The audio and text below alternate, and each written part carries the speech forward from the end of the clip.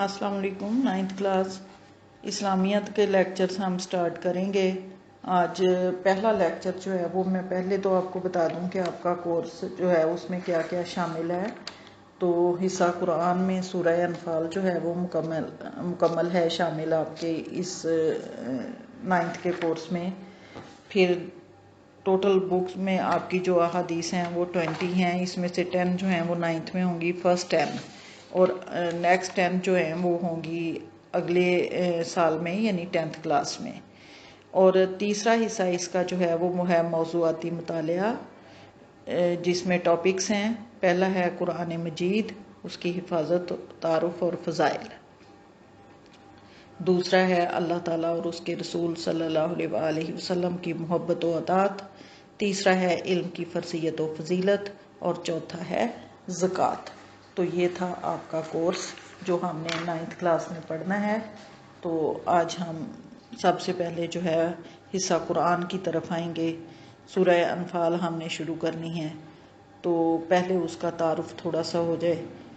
मदनी सूरत है, कुल 75 आयात हैं इसकी, यानी 75 आयात, 10 रकू इसमें शामिल हैं, और ये 9वें और 10वें पारे में ये सूरत मौजूद है।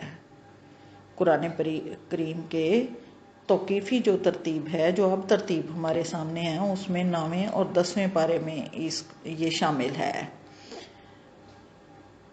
अब सबसे पहले इसमें क्या चीज़ें बयान की गई हैं, थोड़ा सा इसके बारे में बता दूं कि माले गनीमत के बारे में इब्तदाई आयात में बताया गया है। इसी वजह से इसका नाम अनफाल रखा गया। अनफाल नफल की जमा है, और इसके मानी है इजाफा या ज़्यादती। फ़तह के साथ साथ इजाफी तौर पे जो माल मैदान जंग से मुसलमानों को मिलता है काफरों का, उनकी शिकस्त के बाद, तो उसको माले गनीमत कहा जाता है या अनफाल कहा जाता है अरबी में।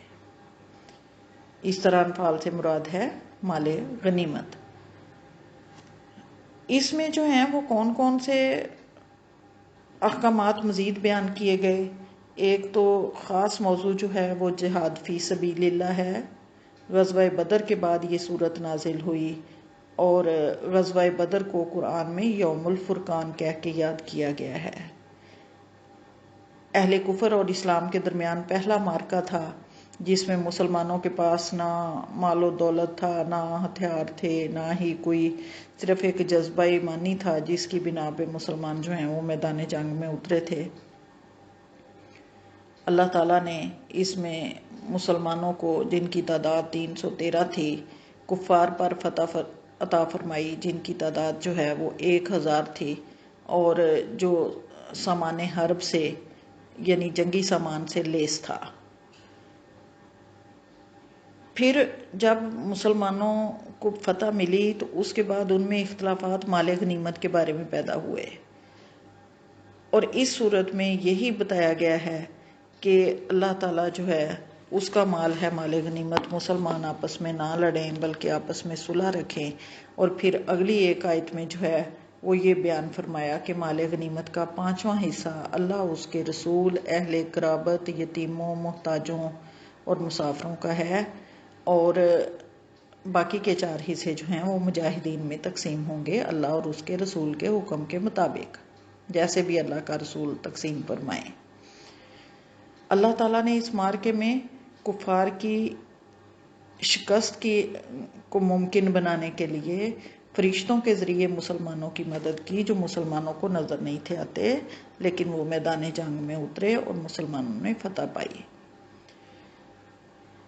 मोमिनों की सिफ़ात बयान की गई हैं कि अल्लाह से डरते हैं, तिलावत सुन के ईमान बढ़ता है, अल्लाह की ज़ात पे भरोसा रखते हैं, नमाज कायम करते हैं, और अल्लाह के दिए हुए रिज़्क में से उसकी राह में खर्च करते हैं।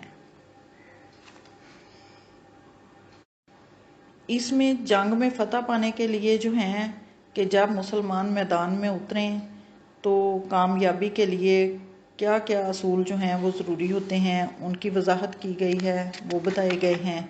और उसके अलावा ये कि دنیا اور آخرت میں کامیابی کے مشترکہ احکامات ہیں۔ پھر غزوہ بدر کے مختلف واقعات جو ہیں اس میں سے ایک یہ چیز کہ جنگ کا ہونا جو ہے وہ طے فرما دیا گیا تھا، یعنی مسلمانوں کی خواہش تھی کہ ابو سفیان کا قافلہ، تجارتی قافلہ جو شام سے مکہ کی طرف آ رہا ہے، وہ ان کے قبضے میں آئے، اس پہ حملہ کر کے اس کو حاصل کریں۔ لیکن اللہ تعالیٰ یہ چاہتا تھا کہ کفار سے جنگ لڑی جائے تاکہ مسلمانوں کا غلبہ ہو اور کفار کی جڑ کاٹ دی جائے۔ پھر فخر و تکبر سے منع کیا گیا ہے۔ پھر کفار کے مقابلے کے لیے ہر قسم کی جنگی تیاری کا حکم دیا گیا ہے۔ یہ نہ ہو کہ نہتے بیٹھے رہو اور دشمن حملہ کرے، کہا کہ ہر وقت ان کے حملے کے لیے تیار رہو۔ اور پھر صلح کی طرف بھی آمادہ کیا گیا ہے کہ اگر وہ صلح پہ آمادہ ہو جائیں تو تم بھی صلح پہ آمادہ ہو جاؤ اور پھر جنگ جو ہے وہ چھوڑ دو۔ یعنی یہ مسلمان جو ہیں، اللہ تعالیٰ نے ان کی شان بتائی کہ سب سے پہلے اسلام جو ہے وہ دین امن ہے اور چاہتا ہے کہ صلح صفائی سے رہا جائے، لیکن اگر دشمن مجبور کر دے اس بات پہ تو پھر ثابت قدمی سے اس کا مقابلہ کرنا، ڈٹ کے مقابلہ کرنا جو ہے وہ مسلمان کی شان ہونی چاہیے۔ پھر یہ کہ فدیہ لے کے نبی صلی اللہ علیہ وسلم نے کچھ قیدیوں کو آزاد کیا، اور پھر اللہ تعالیٰ نے یہ بھی فرمایا کہ مومن جو ہیں وہ ایک دوسرے کے رفیق ہیں۔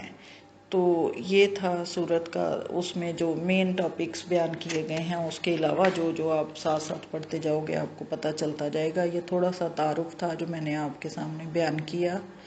اس کا نام جو ہے وجہ تسمیہ اگر پوچھ لیا جائے تو نام جو ہے وہ پہلی ہی آیت سے لیا گیا ہے، یسألونک عن الانفال، یہ آپ سے مال غنیمت کے بارے میں پوچھتے ہیں۔ تو یہ تھا آپ کا لیسن۔ اللہ حافظ۔